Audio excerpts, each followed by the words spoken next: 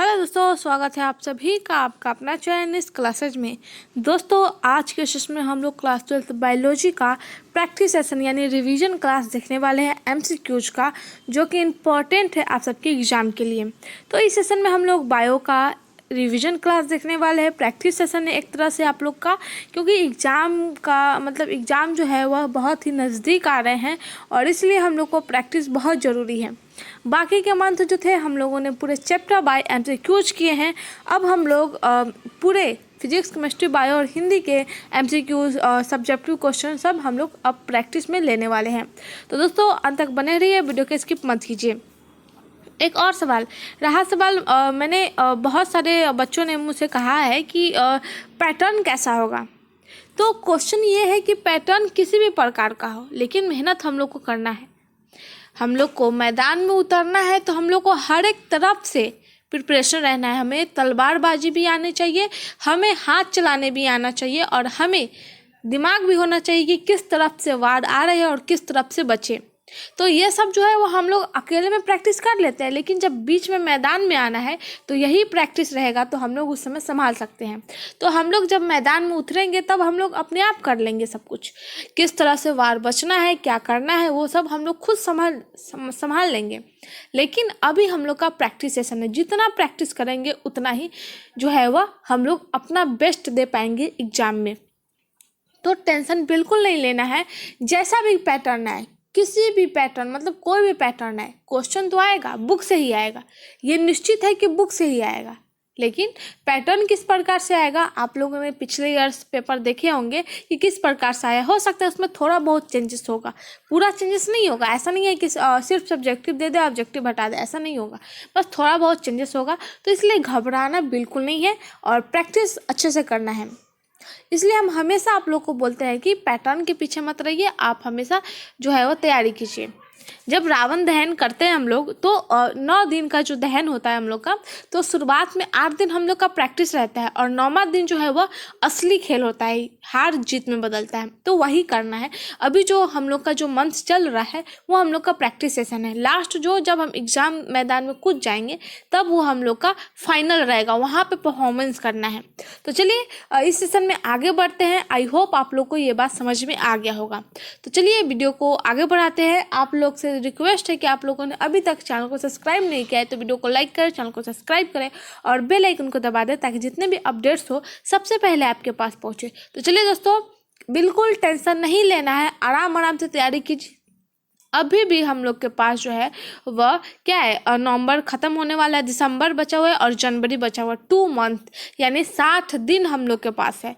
तो घबराना नहीं है और अच्छे से प्रिपरेशन करना है। तो चलिए आगे बढ़ते हैं इस सेशन में। तो शुरू करते हैं इस सेशन को।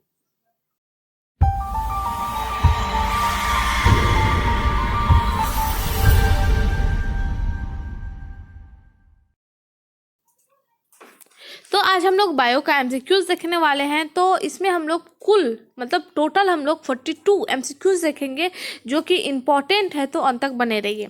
तो पहला क्वेश्चन है कि पेनिसिलियम उत्पादित करता है।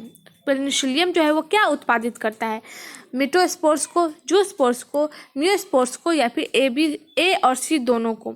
तो इस क्वेश्चन में बोला गया पेनिसिलियम उत्पादित करता है, मतलब वो जो है वो उत्पादन करता है, मतलब उसको जो है वो जैसे कि पैदा करता है, ऐसे समझ सकते हैं। तो पेनिसिलियम उत्पादित क्या करता है? तो ऑप्शन डी राइट होगा। ए में है मिटोस्पोर्स और सी में है म्यूस्पोर्स। ये दोनों को जो है वो उत्पादित करता है, उत्पन्न करता है, एक तरफ से समझ सकते हैं। तो ऑप्शन ए और सी दोनों राइट हैं। क्वेश्चन नंबर 2 है कि कौन मीथेन उत्सर्जन करता है? मीथेन को उत्सर्जन कौन करता है? धान का खेत, पशु, दीपक या फिर इनमें से सभी। तो ऑप्शन ध्यान में देखिए, पहला ऑप्शन दिया गया है धान का खेत, ये जो है वो क्या है, मीथेन का उत्सर्जन करता है। तो ये राइट है। पशु और दीपक ये ऑप्शन गलत है।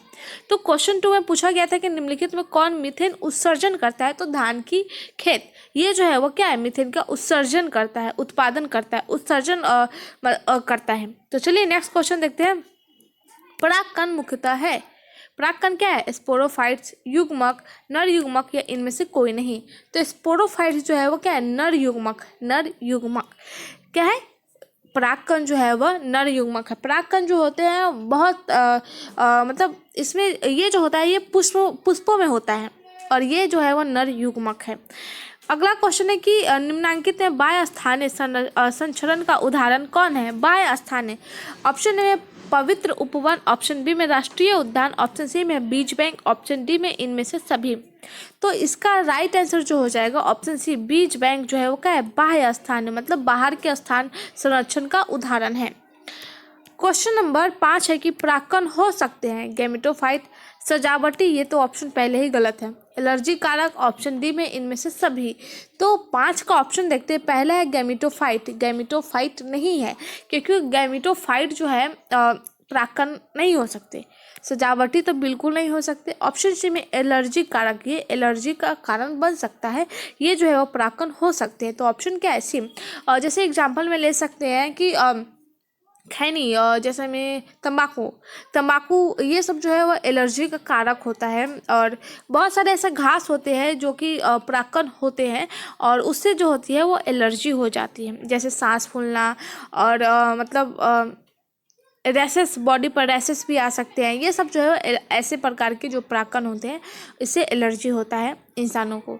तो चलिए नेक्स्ट क्वेश्चन देखते हैं कि क्वेश्चन नंबर 6 है कि वायु परागित पुष्प सामान्यता होते हैं। वायु परागित मतलब जो वायु के द्वारा परागण करता है वो पुष्प होते हैं। जैसे वायु के माध्यम से कोई भी परागकण जो है वो उड़ करके किसी और पुष्प पर चला जाता है और उससे नया पुष्प का जनरेट होता है, मतलब नया पुष्प बनता है।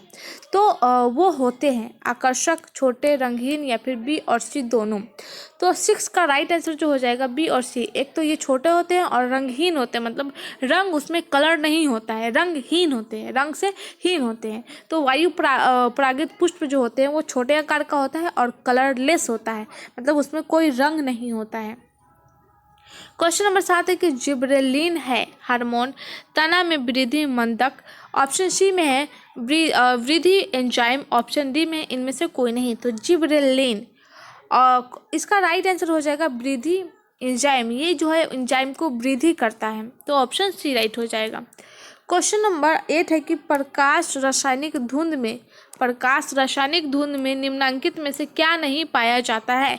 प्रकाश रासायनिक जो धुंध होते हैं उसमें क्या नहीं पाया जाता है? ऑप्शन ए में PNA, ऑप्शन बी में सल्फर ट्राईऑक्साइड, ऑप्शन सी में है सल्फर डाइऑक्साइड, ऑप्शन डी में है कार्बन डाइऑक्साइड। तो इसका राइट आंसर जो हो जाएगा वह हो जाएगा हम लोग का ऑप्शन है PNA जो है वह नहीं पाया जाता है, PAN है। तो ये राइट आंसर है। क्वेश्चन देख लेते हैं इसमें क्या नहीं पाया जाता है वो पूछा गया, तो ऑप्शन ए राइट हो जाएगा। क्वेश्चन नंबर 9 है कि कॉपर टी रोकता है। ऑप्शन ए में निषेचन को, ऑप्शन बी में अन्न जनन को, ऑप्शन सी में है यूट्रस की दीवारों पर एम्ब्रियो के बनने को, ऑप्शन डी में है रिप्रोडक्टिव डक्ट में रुकावट को। तो कॉपर टी है क्या? तो कॉपर टी जो है वह एक ऐसी युक्ति है जिससे जनसंख्या वृद्धि में कमी हो सकती है, मतलब जनसंख्या वृद्धि से बच सकते हैं, जनसंख्या में वृद्धि नहीं होगी। और ये जो है वह गर्भधारण करने को भी रोकता है। तो कॉपर टी रोकता है निषेचन को, अनजनन को, ये जो ऑप्शन दिए गए हैं बाकी ये दोनों तो गलत है।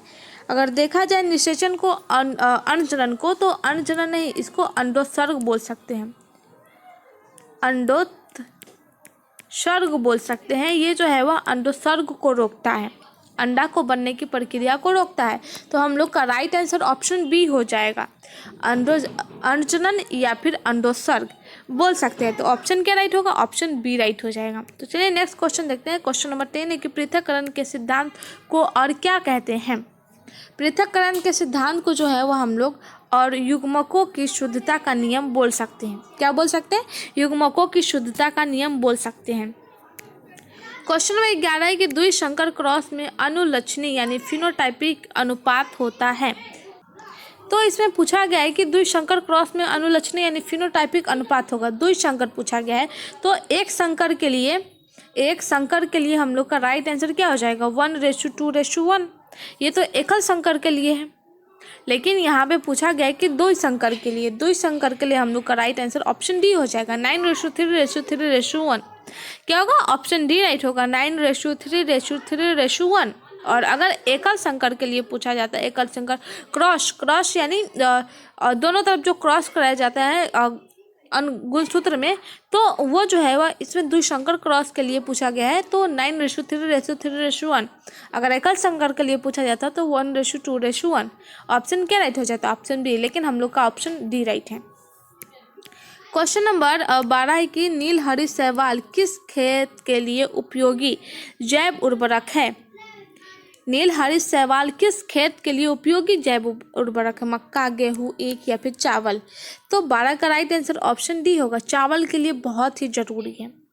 क्वेश्चन नंबर 13 कि ओपेरॉन मॉडल प्रस्तावित किया था। ओपेरॉन मॉडल किसने प्रस्तावित किया था? तो इसका राइट आंसर जो हो जाएगा, जैकब एवं मोनार्ड ने ओपेरॉन मॉडल को जो है वो प्रस्तावित किया। मोस्ट इंपॉर्टेंट क्वेश्चन है ये सब। तो चलिए आगे बढ़ते हैं। क्वेश्चन नंबर 14 कि रेट्रो विषाणु निम्नलिखित किस बीमारी का रोगजनक है? सिफिलिस, एडस, फाइलेरिया या फिर ए और बी दोनों? तो रेट्रो विषाणु, तो ये जो है वह ऑप्शन बी हो जाएगा, एडस। क्या हो जाएगा? एडस। एडस के लिए बहुत ही ज़रूरी है। अगला क्वेश्चन है कि द ओरिजिन ऑफ स्पीसीज पुस्तक किसने लिखी? द ओरिजिन ऑफ स्पीसीज पुस्तक किसने लिखी? चार्ल्स डार्विन, लेमार्क, मिलर या फिर डेविड? तो इसका राइट आंसर जो हो जाएगा ऑप्शन ए होगा। अगला क्वेश्चन है कि एलर्जी के कारण निकलने वाला रसायन है हिस्टामिन, सीरोटोनिन, ए बी दोनों और इनमें से कोई नहीं? तो एलर्जी के कारण जो निकलने वाला रसायन है वह है हम लोग का ऑप्शन है histamine. Histamine right answer option A. Question number 17 है कि ट्रिपल एंटीजन टीका का उपयोग नहीं होता है। ट्रिपल एंटीजन टीका का उपयोग नहीं होता है, तो वो जो है वह टाइफाइड के लिए जो है वो नहीं होता है, तो ऑप्शन सी राइट हो जाएगा। क्वेश्चन नंबर 18 है कि विडाल परीक्षण ज्ञात करने के लिए मलेरिया, टाइफाइड, एडस या फिर कैंसर? 18 है कि विडाल परीक्षण ज्ञात करने के लिए मलेरिया, टाइफाइड, एडस या फिर कैंसर? तो 18 का राइट आंसर जो हो जाएगा टाइफाइड, ऑप्शन बी राइट हो जाएगा। क्वेश्चन नंबर 19 है कि टी लिम्फोसाइट उत्पन्न होता है। ये मोस्ट इंपॉर्टेंट क्वेश्चन है, कई बार बोर्ड एग्जाम में पूछे गए हैं कि टी लिम्फोसाइट उत्पन्न होता है, तो अस्थि मज्जा से। क्या होगा? अस्थि मज्जा से। ऑप्शन हम लोग का राइट हो जाएगा ए। अगला क्वेश्चन नंबर 20 है कि इडली और डोसा का आटा किस सूक्ष्मजीव के प्रयोग से बनता है? तो इसका राइट आंसर जो है वो ईस्ट का उपयोग किया जाता है इडली और डोसा के मतलब इडली और डोसा बनाने के लिए। क्वेश्चन नंबर 21 है कि टी आई प्लाज्मिड जो आनुवंशिक इंजीनियरिंग में प्रयुक्त होता है प्राप्त होता है किससे? तो इसका ऑप्शन देखिए, पहला ऑप्शन है बेसिलस थ्यूरियनजीएसएस से, ऑप्शन बी में इस्चेरिचिया कोलाई से, ऑप्शन सी में एग्रोबैक्टीरियम राइजोजेन से, ऑप्शन डी में है एग्रोबैक्टीरियम ट्यूमिफिसिएंस से। तो इसका राइट आंसर जो हो जाएगा ऑप्शन बी। क्या हो जाएगा? इस्चेरिचिया कोलाई से, ऑप्शन बी राइट हो जाएगा। क्वेश्चन नंबर 22 है कि पारिस्थितिक तंत्र शब्द के उपयोग का श्रेय किसे दिया जाता है? गार्डनर को, ओडम को, टाइसेली को या फिर वर्मिंग को?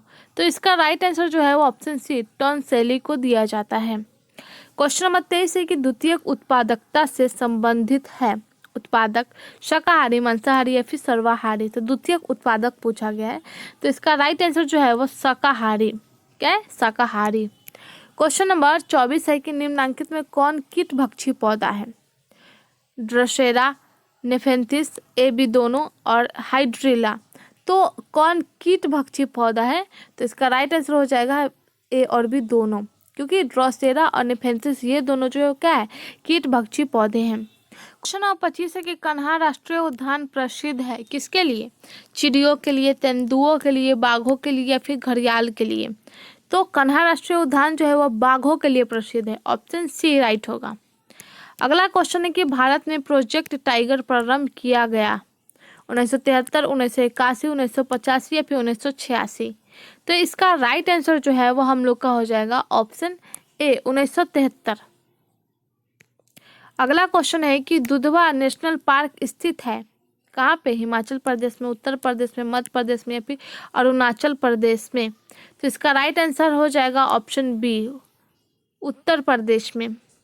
क्वेश्चन नंबर 28 की रेड डाटा बुक में किस प्रकार के जीवों की सूची रहती है? तो ऑप्शन ए में दुर्बल प्रजाति, ऑप्शन बी में दुर्बल एवं संकटग्रस्त प्रजाति, ऑप्शन सी में संकटग्रस्त प्रजाति, ऑप्शन डी में इनमें से कोई नहीं। तो 28 का जो राइट आंसर है ऑप्शन बी है, ऑप्शन बी राइट है। तो क्वेश्चन नंबर 29 है कि सुंदरवन का संरक्षित जैव मंडल भारत के किस राज्य के अंतर्गत आता है। ऑप्शन देखिए, ऑप्शन ए में है बिहार, ऑप्शन बी में उत्तर प्रदेश, ऑप्शन सी में असम, ऑप्शन डी में पश्चिम बंगाल। तो इस क्वेश्चन में पूछा गया कि जो सुंदरवन का संरक्षित जैव मंडल है वो भारत के किस राज्य के अंदर आता है, किस स्टेट के अंदर आता है। तो इसका राइट आंसर जो हो जाएगा ऑप्शन डी, पश्चिम बंगाल के अंतर्गत आता है। तो हम लोग का राइट आंसर ऑप्शन डी होगा। अगला क्वेश्चन है कि कौन रासायनिक पदार्थ ओजोन के परत पर असर डालता है यानी प्रभाव डालता है। ऑप्शन ए में है क्लोरोफ्लोरोकार्बन, ऑप्शन बी में है क्लोरीन, ऑप्शन सी में है हेक्साफ्लोरोकार्बन, ऑप्शन डी में है मोलिक्यूलर कार्बन। तो इसमें पूछा गया कि कौन रासायनिक पदार्थ ओजोन के परत पर असर डालता है यानी प्रभाव डालता है। तो इसका राइट आंसर जो हो जाएगा क्लोरोफ्लोरोकार्बन, ऑप्शन ए राइट हो जाएगा। क्लोरोफ्लोरोकार्बन जो रासायनिक पदार्थ है वो ओजोन के परत पर असर डालता है। क्वेश्चन नंबर 31 है कि पर्यावरण संरक्षण अधिनियम किस वर्ष प्रभाव में आया, यानी पर्यावरण संरक्षण अधिनियम जो है वो किस वर्ष में जो है वह प्रभाव में आया, यानी उस पर लोग लोग उस पर ध्यान देने लगे। तो ऑप्शन देखिए, पहला ऑप्शन है 1986, ऑप्शन बी में है 1989, ऑप्शन सी में है 1992, ऑप्शन डी में है 1993। तो पर्यावरण संरक्षण अधिनियम जो है वह किस वर्ष प्रभाव में आया, तो ऑप्शन ए राइट हो जाएगा। 1986 ईस्वी के 86 ईस्वी में जो है वह प्रभाव में आया, यानी उस पर असर डालने लगा, क्या है असर उस पर आने लगा कि पर्यावरण संरक्षण अधिनियम पर लोग जो है वो उस पर ध्यान देने लगे। तो ऑप्शन हम लोग का ए राइट है। क्वेश्चन नंबर 32 है कि बढ़ी हुई त्वचा कैंसर एवं उच्च उत्परिवर्तन दर का कारण है। क्वेश्चन नंबर 32 में पूछा गया कि बढ़ी हुई त्वचा कैंसर एवं उच्च उत्परिवर्तन दर का कारण क्या है। अम्ल वर्षा है, ओजोन क्षरण है, CO2 प्रदूषण है या फिर CO प्रदूषण है। तो इसका राइट आंसर जो है वो ओजोन क्षरण है। ओजोन क्षरण के कारण जो है बढ़ती हुई त्वचा कैंसर एवं उच्च परिवर्तन दर का कारण है। तो ऑप्शन बी राइट हो जाएगा। क्वेश्चन नंबर 33 है कि मानव भ्रूण संरक्षित रहता है एलेंट्रॉयस में, ऑप्शन बी में है एमनियोटिक गुहा में, ऑप्शन सी में है फुफ्फुस गुहा में, ऑप्शन डी में है पेरिटोनियल गुहा में। तो मानव भ्रूण संरक्षित कहाँ रहता है ये पूछा गया है। तो एमनियोटिक गुहा में जो है वह मानव भ्रूण जो है वह संरक्षित रहने यानी सुरक्षा रहता है, संरक्षित यानी अच्छे तरह से रह सकता है, संरक्षित रह सकता है। तो ऑप्शन हम लोग का बी राइट हो जाएगा। क्वेश्चन नंबर 34 है कि मिनी माता रोग होता है। मिनी माता रोग ये एक बीमारी है और ये मिनी माता एक बीमारी होती है, लेकिन पूछा गया है कि किसके द्वारा। ऑप्शन ए में है क्रोमियम, ऑप्शन बी में कैडमियम, ऑप्शन सी में है मिथाइल मरकरी, ऑप्शन डी में रेडियो एक्टिव तत्व के द्वारा। तो इसका राइट आंसर जो हो जाएगा ऑप्शन सी है, मिथाइल मरकरी के द्वारा जो है वो मिनी माता रोग होता है। तो हम लोग का ऑप्शन सी राइट हो जाएगा। अगला क्वेश्चन है कि प्रदूषण जो अम्ल वर्षा करता है, वह प्रदूषण जो अम्ल वर्षा करता है SO2, ऑप्शन बी में CO2, ऑप्शन सी में CO, ऑप्शन डी में हाइड्रोकार्बन। तो इसका राइट आंसर ऑप्शन ए है और SO2। क्वेश्चन नंबर 36 है कि युग्मक सामान्यतः किस प्रकार के होते हैं। युग्मक जो होते हैं वो किस प्रकार के होते हैं। हैप्लॉइड यानी एक गुणक, डिप्लॉइड यानी द्विगुणक, ऑप्शन सी में है पॉलीप्लॉइड यानी बहुगुणक, ऑप्शन डी में है नलिप्लॉइड यानी अगुणक। तो युग्मक जो होते हैं वो हैप्लॉइड होते हैं। कैसा होता है हैप्लॉइड। युग्मक जो होते हैं वो हैप्लॉइड यानी एक गुणक होते हैं। तो ऑप्शन ए राइट हो जाएगा। क्वेश्चन नंबर 37 की वेलिसेनेरिया के पुष्प है। वेलिसेनेरिया के पुष्प क्या है। वायु परागित, कीट परागित, जल परागित या फिर जंतु परागित। तो नेरिया जो पुष्प है वो किस प्रकार के, वो पूछा गया। वायु परागित मतलब वायु के द्वारा जो है वो परागन हुआ है इसमें। कीट परागन यानी कीट के माध्यम से इसमें परागन हुआ है। ऑप्शन सी में है जल परागित यानी जल के माध्यम से हुआ है। और डी में है जंतु परागित। तो इसमें पूछा गया है जंतु परागित मतलब जंतु के माध्यम से जो है वो उसमें परागन हुआ है। तो वेलिस्नेरिया जो है वो किस प्रकार के पुष्प है वो पूछा गया। तो वेलिस्नेरिया जो है वो ऑप्शन सी जल परागित यानी इसके अंदर जो है वह जल के माध्यम से परागन हुआ है, ये जल परागित पुष्प है। तो ऑप्शन सी राइट हो जाएगा। क्वेश्चन नंबर 38 है कि गर्भाशय किससे संबंधित है। गर्भाशय नर जनन तंत्र से, स्त्री या फिर मादा जनन तंत्र से। ऑप्शन सी में पादप जनन तंत्र से, ऑप्शन डी में इनमें से सभी। तो गर्भाशय ये नर में नहीं होते, नर जनन तंत्र से ये संबंधित नहीं है। और ये जो है वह स्त्री से संबंधित है, स्त्री या मादा जनन तंत्र से संबंधित है। गर्भाशय में जो है वह स्त्री और मादा जनन तंत्र में पाए जाते हैं। पादप जनन तंत्र ये भी गलत है, ये भी गलत है। तो हम लोग का राइट आंसर ऑप्शन बी है। क्वेश्चन नंबर 39 है कि जीन विनिमय किस अवस्था में होता है। जाइगोटीन, ऑप्शन बी में है पैकेटीन, ऑप्शन सी में है डिप्लोटीन, ऑप्शन डी में है लिप्टोटीन। तो जीन विनिमय किस अवस्था में होती है, वो इसका राइट आंसर जो हो जाएगा पैक्टीन अवस्था में। क्या हो जाएगा, पैक्टीन अवस्था में जो है वो जीन विनिमय होता है। क्वेश्चन नंबर 40 है कि लाइसिन युक्त शक्ति रेटेन तथा प्रोटीना किसकी किस्में है यानी किसके प्रकार है। लाइसिन युक्त जो शक्ति है जैसे कि रेटेन तथा प्रोटीना, ये किसके किस्में है, किसके प्रकार हैं वो पूछा गया है। ऑप्शन ए में चावल, ऑप्शन बी में मक्का, ऑप्शन सी में गेहूँ, ऑप्शन डी में कपास। तो इसका राइट आंसर जो हो जाएगा मक्का। क्या है, मक्का की किस्में हैं कौन, रेटिन तथा प्रोटीना। और ये जो है वो लाइसिन युक्त शक्ति है। क्या है, लाइसिन युक्त शक्ति। क्वेश्चन नंबर 41 है कि बी लिम्फोसाइट निर्माण कहाँ होता है। अस्थि मज्जा में, थाइमस में, रक्त में या फिर लिम्फ या फिर लेशिका में। तो इसका राइट आंसर जो हो जाएगा अस्थि मज्जा में। बी लिम्फोसाइट का निर्माण भी जो होता है वो अस्थि मज्जा में होता है। टी लिम्फोसाइट का भी निर्माण अस्थि मज्जा में ही होता है। तो हम लोग का इस क्वेश्चन में पूछा गया था कि बी लिम्फोसाइट का निर्माण कहाँ होता है, तो अस्थि मज्जा में। क्वेश्चन नंबर 42 है कि रेस्ट्रिक्शन एंजाइम जाने जाते हैं।